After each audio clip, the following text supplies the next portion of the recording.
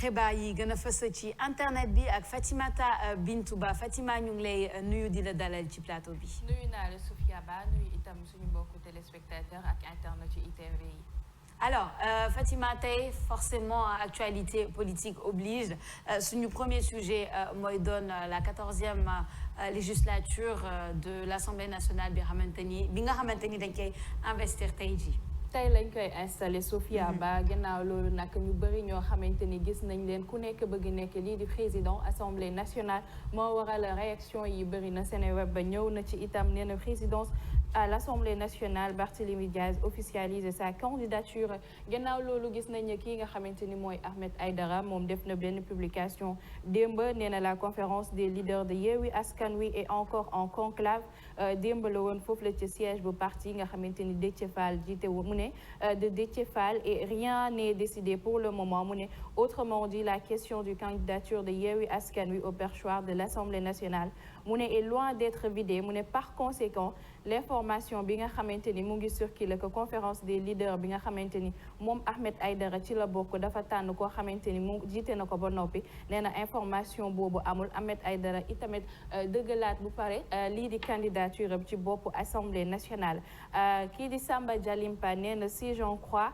aux réactions de beaucoup de Sénégalais mu ne lii nga xamante ni tout au long des dernières législatures Moustapha Niasse ne fut pas un bon président de l'Assemblée nationale mu ne malgré niveau d'éducation malgré li nga xamante ni mooy jàngam charge moom nee na il s'appellerait docteur Ahmed Aïdara certains ne lui auraient pas opposé son ambition mu ne mais bon Sénégalais il y a pourtant beaucoup à mettre sur la table mais c'est son niveau académique qui pose problème am na ñoo xamante ni li nga xamante ni moom la ñuy reprocher Ahmed Aïdara dinaan njàngam soriwul wala bu fekkee jàng na itamit mënul nekk lii di président assemblée nationale nga xamante ni ñi ñu ngi ko doon waxtaanee ci réseaux sociaux yi kii di Djibril Diouf nee na incroyable 2 candidats de Yewwi Askan Wi un candidat de Wallu Sénégal mu ne Benno Bokk Yaakaar qui va bientôt imploser nga xamante ni nee nañ fu mu toll nii Benno Bokk Yaakaar dina rafler lu bëri kii di Ousmane Dieng nee na un Ahmed Aïdara qui demande le perchoir de l'Assemblée nationale mu ne du Sénégal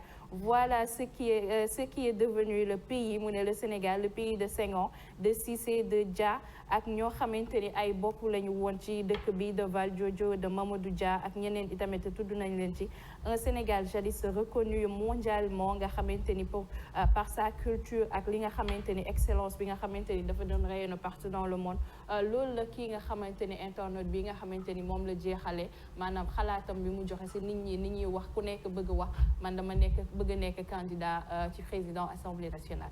En tout cas les candidats sont là et ku nekk am nga droit je pense nekk candidat je pense pas que il y a des limites à ça maintenant nekk candidat ak nekk au top de l'Assemblée nationale c'est 2 choses différentes il y aura plusieurs candidats et il y aura qu'un seul président de l'Assemblée nationale en tout cas gis nañ ni bon coow li bëri woon na torop tey lépp di jeex normalement tout sera sûr aujourd'hui on a été dans le flou dans certains côtés certains ont usé de différentes stratégies Papa Alioune Sarr certains ont annoncé très tôt cette candidature d'autres l'ont annoncé à la dernière minute et d'autres on ne sait même pas encore on est toujours dans le flou pour d'autres mais en tout cas aujourd'hui on saura tout par rapport à l'Assemblée nationale l'investiture ñi nga xamante ni doivent être investis et aussi celui qui doit diriger en tout cas cette assemblée là mais je pense que par rapport aux candidatures il faut pas s'étonner parce que c'est pas que c'est un processus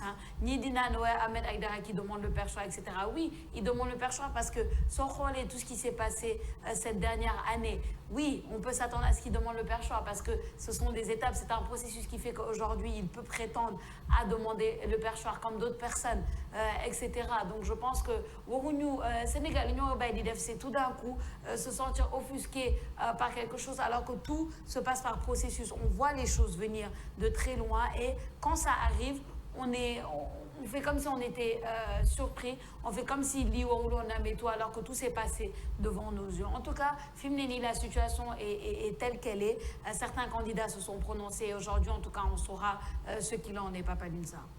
Le poste président de l'Assemblée nationale du faux c'est un poste clé c'est la deuxième personnalité de l'État. Autrement dit, malheur soit amé, je touche du bois. Ouais. C'est lui qui va gouverner les destinées de notre pays en attendant ñu organiser l'élection. Le poste boo xam si dañ koy foowee te waruñu kaa foowee parce que président de l'Assemblée nationale c'est extrêmement important. Loolu moom waruñu ko désacraliser, waruñu ko démythifier. Je ne suis pas sur des querelles de personnalité, mais je suis que ni ku nekk président Assemblée nationale mën na un jour jiite dëkk bi pour une période bien définie par la Constitution. Donc c'est un poste clé du maire wala nga nekk un politicien, autrement dit c'est un présidentiable, le plan B de notre pays s'il y a malheur, on ne le souhaite pas. Donc c'est un poste extrêmement important. Tey dinañ investir li nga xam ne mooy Assemblée nationale 14e législature bi, mais bu ñu fàttee lan moo xew ba ñu ñëw fii. Élection législative dafa am Sénégalais yi voté Sénégalais yi lu ñu voté dañoo bëgg une assemblée nationale diversifiée mu bañ a nekk li nga xam ne mooy majorité mécanique salle d'enregistrement ñu indi des voix discordantes au sein de l'Assemblée nationale. Mais est-ce que Assemblée nationale bi dina nekk une assemblée de rupture? Xam nga dañuy wax rek une assemblée de rupture, mais de quelle rupture? Est-ce qu'une rupture positive ou une rupture négative? Il y a des points qui sont essentiels yoo xam ne si ñu doon combattre actuellement pour nekk ci biir Assemblée nationale bi ñoom soo moytuwul ñooy njëkk a def les fautifs mooy le cumul de mandat. Le cumul de mandat reste un point saillant ci li nga xam ne mooy Assemblée nationale parce que sur la liste ñu investir il y a des ministres, il y a des maires qui sont des ministres députés, des maires députés. Cumul de mandat bi actuellement qui était un vœu pieux avant les élections, maintenant on n'en parle plus, on parle de la course au li nga xam ne mooy président wala course li nga xam ne mooy bureau wala groupe parlementaire. Donc dañuy mel ni les principes précèdent les élections, mais après les élections on enterre les principes. Et loolu mën nañoo laaj ba xam ci Assemblée nationale ban rupture lañ jëm. C'est bien de dire Assemblée nationale de rupture, mais de quelle rupture parle-t-on? Actuellement lu ñu gis à l'Assemblée nationale, c'est une Assemblée nationale qui est colorée politiquement. Autrement dit, est-ce que les députés suñ toogee biir Assemblée nationale est-ce que dinañ enlever seen blouse partielle ou partielle? Je ne le pense pas parce que c'est coloré en trois entités. Soit c'est Benno Bokk Yaakaar, Yewwi ou Wallu. Il y a peut-être Thierno Alassane Sall et Pape Djibril Fall qui vont jouer également des rôles déterminants parce qu'une voix compte à l'Assemblée nationale. Et ça, c'est une bonne nouvelle pour la démocratie. Mais actuellement, on a des blocs homogènes. Est-ce que ces blocs homogènes-là vont détruire les frontières qui existent entre les partis et coalitions pour l'intérêt du pays? Parce que l'Assemblée nationale se fait qu'on ni Sénégal gi yëpp xaj nañ fa, Sénégal gi yëpp fay dem parce que c'est la démocratie représentative qui limite un peu le nombre de députés, ils seront 165. Mais le poste de président de l'Assemblée nationale nekk na poste boo xam ne si kenn du ko fooy. C'est notre plan B après notre plan A, celui qui pourrait être président de la République. C'est un choix boo xam ne si dafa nekk un choix rationnel, pas partial ni coloré politiquement, mais ñu fal koo xam ne si am na une posture républicaine au-delà des partis politiques et des divisions qui existent à l'Assemblée nationale. Parce que le destin d'un pays nag soo koy joxe war nga ko teg si ay loxo yu wóor, mais pas ku fi sës moo tax a falu. Je suis contre ça. Oui, exactement. Je pense que c'est une bonne chose que cette année suñu assemblée bi nekk une assemblée colorée, comme tu dis, politiquement. Maintenant, il ne faut pas qu'on oublie que les députés sont là justement comme représentants du peuple. C'est-à-dire que peu importe élection am na, les partis ont fait campagne, les candidats ont fait campagne.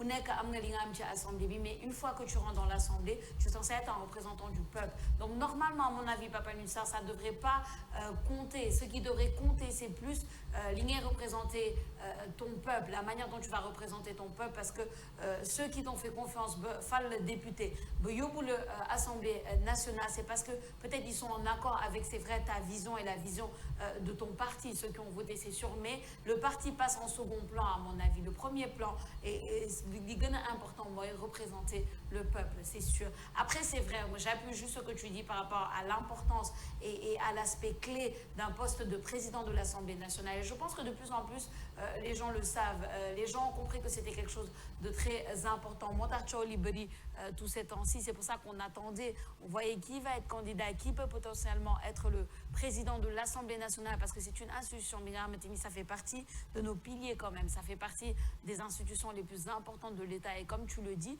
s'il y a malheur, ce qu'on ne souhaite pas, le président de l'Assemblée nationale doit être un présidentiable. tout simplement. On peut lui faire confiance par rapport à la tenue du pays. Donc aujourd'hui, c'est un jour très important, 14e législature, qu'il ne faut pas prendre à la légère, Fatima. Sophia gis nga balaa ñoo dem élection yi ñu bëri ñoo xamante ni ñu ngi woon ci parti yi génn nañ ci parti bi ñu nekk parce que fi ñu leen placé ci liste bi neexu leen wala arrangé wu leen maanaam ñu sori ci liste bi ñu ngi nii di jubal li nga xamante ni mooy installation bi ñu gis parti yi ku nekk bëgg wax ni man dama bëgg nekk lii di président assemblée nationale li ngeen ko wax mu nekk lu am solo loo xamante ni te sénégalais yi xam nañ ko sénégalais yi xam nañ ni assemblée nationale nekk na lu am solo jamono jile parce que ñoom ñoo ñu fa toogal donc tey jii kan mooy nekk président bi je pense que dinañ ci xalaataat bu baax a baax parce que nekkul ku nekk lañ ci war a teg itam mais man lan mooy loo xamante ni jaaxal na ma tuuti est-ce que nekkul ne président assemblée nationale war nga respecter yenn fonction yi wala nga am yenn caractéristiques yi c'est-à-dire ñu ne kii war na nekk nit ki nga xamante ni war na am yenn qualité yi pour nekk ko parce que sinon man Fatima mën naa jóg ma nekk député après ma am fit bi ma ne bëgg naa nekk président assemblée nationale yow aussi pareil donc nekk na loo xamante ni c'est un peu sensible te comme ni nga koy waxee personnalité la parce que tey mara d'état du président bu voyagé woon nekk ci yenn indisponibilité yi yow yaay dirige réew mi donc nekk na loo xamante ni c'est pas donné à n'importe quel député itam. C'est ça. On verra bien en tout cas. On va suivre cette investiture en direct ci ITV Radio à partir de 9h tout à l'heure, juste après Tok Tok Sénégal. Et on vous tiendra informé de tout ce qui se passe. Fatima, nous allons ci deuxième actualité parce que l'actualité, c'est aussi le Magal de Touba. C'est dans 3 jours. Amna et Sénégalais, des ressortissants sénégalais à l'extérieur. Ils veulent faire le déplacement, mais il y a eu quelques difficultés avec un vol Air Sénégal. Encore une fois ñuy waxaat ci Air Sénégal loo xamante ni peut-être tàmm nañ ko di ko wax ci réseaux sociaux yi saa buñ ciy wax rek ñenn ñi di ŋàññi yoo nga xamante ne ay retard de vol dañ koy am immédiat Air Sénégal nga xamante ni des passagers en partance pour Touba ou bien pour nga xamante ni dañ doon ñëw fii ci Sénégal ñu ne na décoller pas kii di Moustapha moom mu ngi bokkoon ñoo xamante ni waroon nañoo ñëw fii ci Sénégal nee na un vol censé être direct Dakar-Lyon qui finalement atterri à Marseille maanaam vol boo xamante ni vol direct la waroon nekk ñu scale ko mu daal foofu ca Marseille une fois là-bas ñu ne leen Marseille de Marseille à Lyon dañuy jël bus nga xamante ni ñoom dañoo foogoon bu ñëwee ba Lyon ba Marseille dañuy jëlaat avion bi ñëw Lyon mais defuñu leen ko ci bus lañ leen yëpp lii am nag mooy bus bi nga xamante ni moom lañ ko remplacé woon bus boobu dafa daw ba yàgg bus bi dafa tàkk ba mu tàkkee itam ay vidéo yoo xamante ni ñoom commencé nañ ko def mu ñu dugal ko ci réseau yi kii nee na c'est ça qui me choque ba léegi Moustapha la ñuy woyal mu ne dans tout ça tu payes pour un billet d'avion tu finis en bus mu ne même si l'attention nga xamante ni durée bi 24 heures mais là nga def leen teg leen ci hôtel ñoom dañ doon xaar au moins ñu dugal leen hôtel le temps nga xamante ni réglé nañ ko am na ñoo xamante ni kii di Adja Fatou Cissé nee na il faut arrêter ce masla maanaam masla bi nga xam ne saa su ne dañuy naan Air Sénégal suñu moomeel la donc ñun ñoo ko war a itam a defar yenn yi di ko waxal nee na ce masla bi ñu war a arrêter de vouloir tout pardonner au nom de la fierté nationale nga xamante ni ñu ne ils ont une gestion catastrophique et une des prix yoo xamante ni c'est assez cher ñu ne exorbitant aucune considération pour les clients sénégalais ou non mu ne si on ne sait pas faire dañuy bàyyi ñeneen ñoo xamante ni am nañ bonne gestion ñu continuer ko Kéba Touré nag moom dafa défendre lii di Air Sénégal nee na il faut qu'on arrête de critiquer Air Sénégal mu ne les autres compagnies ne sont pas mieux que mu ne koo xamante ne ñu bëri dañ leen di nëbbal seen défaut chacun de nous déjà vécu des déboires mu ne avec une compagnie nga xamante ni yeneen compagnie la mu ne soyez fiers d'avoir une compagnie nationale et soutenons la ñu ne ñu jàppale ko maanaam Sophia Ba li ma la ko waxee léegi nii rek Air Sénégal dafa waroon indi ay sénégalais mais pas ay sénégalais kese ñoo xamante ni vol bi dina amaale ñeneen ñu waroon ñëw fii ci Sénégal ñu def escale bi après ñu dugal leen ci bus bi après am yoon bi daal ay tagatembe léegi ñoo ñu dugg ci réseau yi ku nekk dugal vidéo yi ak conditions yoo xamante ni yu metti moom leen fa bàyyi. C'est ça. Il faut que nous gogo. Oui, on est fiers d'avoir une compagnie nationale. Moi, je suis fière d'avoir une compagnie nationale. Je suis fière d'avoir une compagnie Binga Hamanteni Jogna pour régler quelques problèmes nationaux au lieu de tendre la main tout le temps aux compagnies étrangères. Voilà, c'est comme ça que ça commence. Mais il faut que nous gogo. C'est pas que de dañu war a masla wala dañu waruñu wax la vérité. Au contraire, on doit les pousser à faire mieux, les encourager. Parce que coow li bëri na depuis 1 an maintenant, presque 2 ans par rapport à la compagnie Air Sénégal. Ñoom ñoo war a góorgóorlu parce que ce qu'on veut, c'est pas que la compagnie parte d'ici ou bien n'existe plus. Non, ce qu'on veut, c'est ñu gën a góorgóorlu, je pense, pour que justement elle puisse offrir des services satisfaisants aux clients. C'est tout simplement ça. Après, oui, il y a des problèmes dans toutes les compagnies. Soo demee Air Côte d'Ivoire, il y a des problèmes de retard, il y a des problèmes, etc. Air France ci boppam a beaucoup de problèmes. Chaque compagnie a ses problèmes. Mais ñun suñu boss moo ñu itteel moo ñu tax a wax suñu boss il faut que ñu góorgóorlu bu baax pour mu gën a taxaw pour que ce soit plus solide et pour qu'on puisse avoir quand même moins de difficultés à ces niveaux, au niveau de retard, au niveau de problèmes d'avion, etc. Et je pense que loolu moo am solo. Donc nañ góorgóorlu bu baax waa Air Sénégal pour qu'on puisse continuer d'être fiers de notre compagnie. Je pense Papa Moussa. Oui, Air Sénégal change de pilote, mais est-ce qu'il change cette compagnie, est-ce qu'elle change de destination? Lu ma bëgg a wax mooy dindi nañ fi Ibrahima Kane daal di indi Alioune Badara Fall mu nekk le nouveau directeur d'Air Sénégal, mais les problèmes restent entiers, mooy les problèmes de retard. J'ai entendu le journal du dimanche de Pine ku nekkoon ci passager bi, il a énuméré les règles de l'aviation. Su fekkee ni avion bi dafa am 5 heures de retard, c'est la compagnie qui doit loger les ñi nga xam ne mooy passagers yi. Donc c'est retournel quoi lu ñu naan compagnie Air Sénégal lu muy retard. Et ça, ce sont des critiques objectives. C'est pas une critique aveugle au fait. defuñu ko ci loo xam ne si ay sos la wala dara.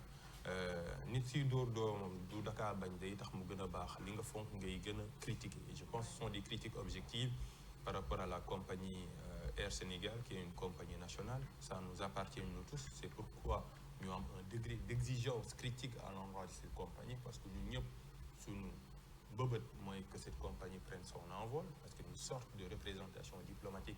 Soo nekkee beneen dëkk avion Air Sénégal daal di garé, ça te rassure. Soo duggee ci biir avion Air Sénégal ngay làkk wolof ak ñi nga xam ne mooy hôtesse de l'air yi, c'est pas un chauvinisme aveugle, mais c'est du patriotisme éclairé. Le patriotisme aveugle mooy gis dëgg di ci gëm naan non suñu Air Sénégal la. Non, il faut que Air Sénégal change de cap. Elle a changé de pilote, mais elle peine à changer de destination. On espère ne Air Sénégal dina jëm ci kaw ci kanam, parce que mooy suñu mbëbët. Amuñu lu ñu am nag dinañ ko fonk. Lu ñu am tamit on aura un regard critique si li muy marché, parce que suñu koppar ñu ñëpp lañ dajale ba mu nekk une compagnie.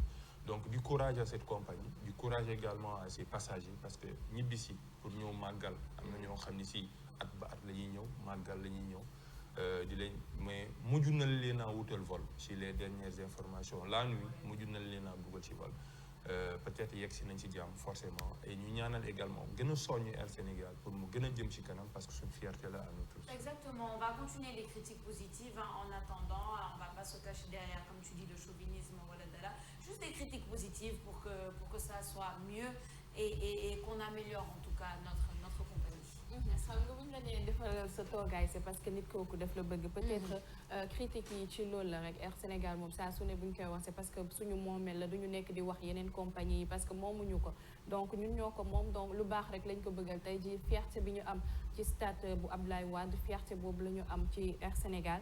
Donc comme ni nga ko waxee, ñu gën a góorgóorlu, ñu gën a defaraat seen toogaay, parce que tey jii képp kuy voyager, sénégalais buy voyager nekk boo sañoon nga yéeg Air Sénégal mu yóbbu la à temps, nga ñibbisiwaat à temps. Donc nekk na loo xamante ni problème de gestion la rek, comme non ñu bëri niñ koy woowee. Te espérons que directeur bi nga xamante ni mooy bu bees bi liggéey bi dina ko wëyal bu baax. Inch'Allah, on l'espère. On reste toujours avec la dernière actualité, Fatima, qui regarde toujours le Magal de Touba. Ay innovation technologique lañ def ci lépp lu jëm ci Magal bi aussi. Di kuréelu Hizbut Tarqiyyah bi nga xam ne saa su ne ci Magal gi ñoom dañ fay def seeni prestation. Kii di Baye Cheikh Abo nee na les écrans maintenant sont à marche. Mu ne le kuréel de Xasaayid Hizbut Tarqiyyah se prépare écran tactile yi nga xamante ni écran nee na écran yi tàkk na nag xasaayid yi war a jolli lépp ci màggal gi. Dañuy seetaan vidéo bi nga xamante ni wane nañu écran yi nga xamante ni installé nañ ko pour waajtaayu màggal gi. Aca nañ seetaan vidéo bi ñëwaat.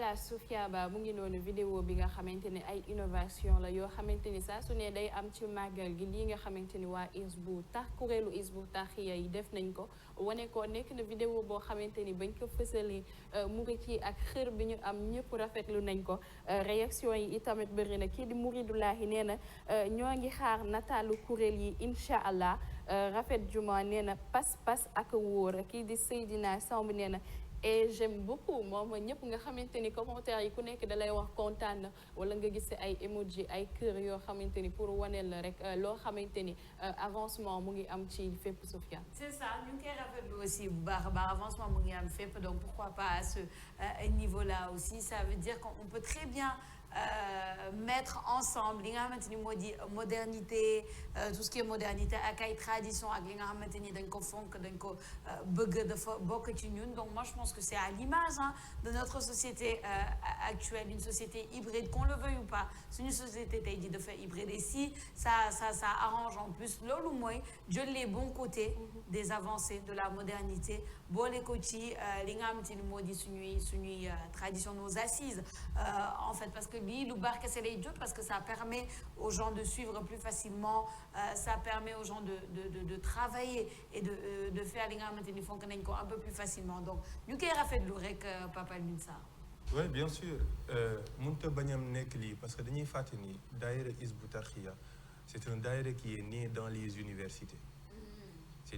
Et ñu ko njëkk a incarné ce sont des intellectuels ba léegi nii ay Atou Diagne Maître Madické Niang Mohamed Boun Abdallah Dionne des personnalités maanaam dañoo ñëw ci biir université nga xam ni c'est le domaine le berceau du rationalisme quoi ñu naan fii xel rek ñu ñëw indi également une dose de spiritualité autrement dit un trait d'union entre le spirituel et le rationnel wane ni mën ngaa am xam-xam si lu nekk mais xam nga parfois ngay lire benn auteur ba dem ba adopter ses pensées xam nga bëri na jamono yoo xam ne si les gens étaient des marxistes des léninistes dañuy tóoj seen bopp bi braille soo waxee ñun la Marx mais c'était des penseurs du ma wax ni gëmuñu religion mais qui avaient un peu une sensibilité assez minimaliste par rapport au degré spirituel ñoom ñu ñëw nag indi benn spiritualité à l'université et loolay tax nga am un équilibre on se rappelle un peu du personnage de l'aventure ambiguë soo perdre l'équilibre spirituel moom lu ko mujjee dal mooy schizophrénie maanaam daa dem ba réer da ngay xam ni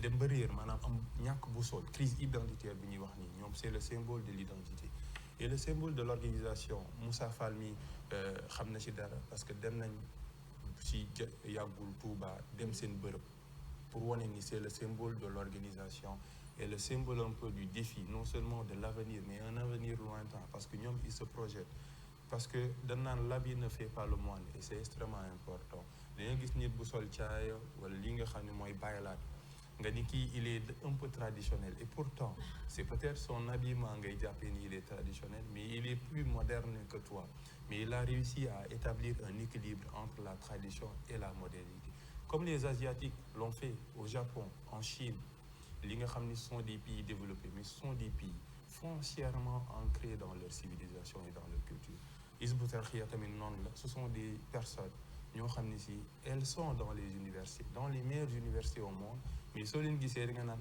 ñii wàcc nañ ñii est-ce que jàng nañ te au fond ñoo la gën a jàng c'est pas que da ngay sol costume sol ay lunettes que man que tu es moderne peut-être j'ai beaucoup de failles dans la technologie je ne suis pas un bon citizen parce que am na yoo xam si soo ma ko joxee li ma si mën dara mais ce sont des personnes comme Cheikh Sall comme ñoom ñëpp c'est-à-dire que mën nañ la wane si innovation technologique lu bees te soo leen fekkee ñu wàcc c'est ça le bel exemple de l'équilibre qui existe entre le spirituel et le rationnel et là c'est juste un exemple un peu de cet équilibre-là et dont les personnes les membres de Hizbut Tarqiyyah ñu koy incarné di ñaanal Atou Diagne mi nga xam ne nekkoon audible mu génn àdduna Serigne Youssou Diop moo ci nekk yàlla xaare ko àjjana parce qu'il est la cheville ouvrière de tout cela et on ne peut qu'être fier un peu de ce daïra de son organisation de son expansion à travers le monde et surtout de ses innovations pour que Touba soit lu nekk lu ñuy wax smart city une ville moderne te ñoom ñu ngi ciy participer bu baax a baax. Il y a un équilibre à trouver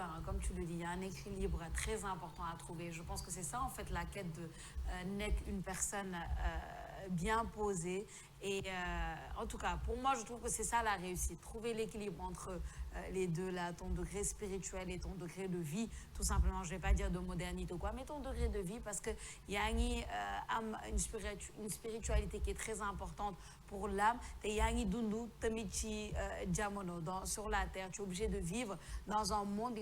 Tu dois être connecté au monde, mais tu dois surtout aussi être connecté à ta spiritualité. Trouver équilibre au bobo, je pense que tu vivras une vie très équilibrée, effectivement. Oui, parce que le canal idéologique du néocolonialisme passe par la puissance douce, maintenant par la culture. Ni dina làkk tubaab nga def ni nekkul ñu ni kii tubaab la fekk ni c'est juste une langue, c'est pas un mode de vie. mën ngaa làkk tubaab sooy làkk tubaab meneen ni tubaab bi sooy làkk wolof tamit meneen ni wolof bi sooy làkk pël meneen ni pël bi.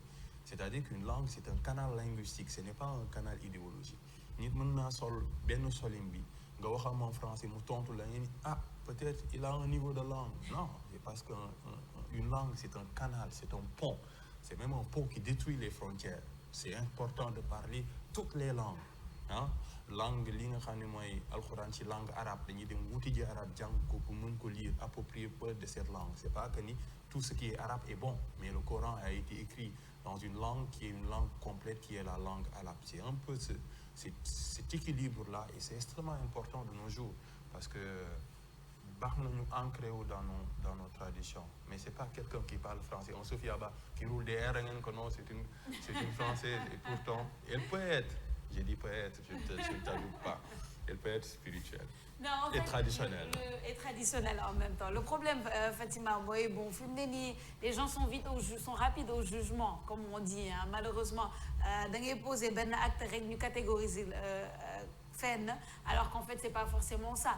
L'être humain est plus complexe que ça, moi je pense. L'être humain a beaucoup de différents visages, de différents côtés, et c'est ça qui fait la beauté de l'être humain. So beaucoup de côté pour une chose à cause de sa manière de parler, ou à cause de sa manière de s'habiller, parce que tu n'auras pas la possibilité de découvrir d'autres dimensions de cette personne, et c'est ça qui est dommage, Fatima. Souvent, c'est pas la première fois avant ces technologies à chaque fois dañuy essayer de mettre à jour tey jii nii lii dina leen yombal lu bëri Sophia, parce que bu ñu doon jàng dañuy teg seen jàngay téere yi ñuy jàngee lii nga xamante ni moo gën a yomb soit da ngay jël écran bi di ko défiler ak sa loxo, wala bu fekkee sa jaru ko am na koo xamante ni peut-être mu ngi koy contrôler si gannaaw fu ñu yem rek écran bi foofu lay yem di nekk loo xamante ni lu bees Sophia. Yeneen itamit tarixa diine yi wala mën na bañ a yem kese ci murit yi ci isbu yi, yeneen tarixa diine yi nga xamante ni tey siir bu ñu koy jàng mën nañ kaa adopté ak lii nga xamante ni isbu yi def nañ ko technologie bi loo xamante ni mën na bañ a yem fenn. Avancement boobu day nekk comme niñ ko doon waxee fierté boo xamante ni fierté sénégalaise lay nekk. isbu yi Sophia dañoo organiser wu tellement dëkk boo dem ci Sénégal, dëkk boo dem ci àdduna bi di nga gis ñoo xamante ni ñoo leen représenté. Étudiants yi da ngay gis ay dimanche wala ay samedi ñuy daje sol seen baay laxaat.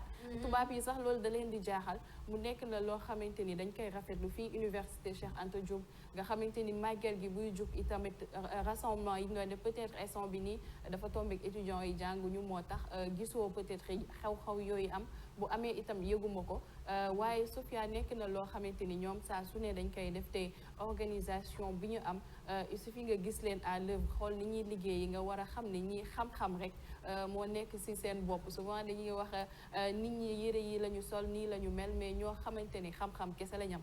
C'est ça. En tout cas, une belle leçon de vie. Ça nous a fait ouvrir et passer à un débat très important sur le lien entre le spirituel et le rationnel. Fatima di la gëm di la sant bu baax ci xibaar yi gën a fa ci internet bi amoon na solo trop. Di la jaajëfal Sophia Ba. Et on se retrouve demain, Inch'Allah. Inch'Allah. Papa Nissa, à demain aussi. Et parlons un peu de modernité. Il faut qu'on parle de modernité vestimentaire. C'est important. C'est un jeune Biden Batiao, un jeune qui a une machine à coudre dans sa chambre. Il fait de magnifiques choses. Néna moy borom Malika ci wéru safar bi. Bon, je pense très bien habillé. Ouais. C'est grâce à lui, le safar. Il s'appelle Biden Batiao, borom Malika, c'est important. Et j'ai nommé son nom parce qu'il m'a fait de très belles tenues et je ne suis qu'à mes débuts. Allez le voir, en tout cas, il fait de très belles tenues, vous le voyez, on disait ça tout à l'heure avant le début de l'émission. Si on peut faire un zoom, en tout cas, sur la tenue de Passe, une très belle tenue. Et c'est du consommé local, donc tant mieux. Minginonou, le temps que vous appréciez cette belle tenue, le temps de vous remercier, chers téléspectateurs, et de vous dire qu'on se retrouve dans quelques instants, juste après cette petite pause pour la deuxième partie de votre matinale Toc Toc Sénégal. Toc Toc Sénégal.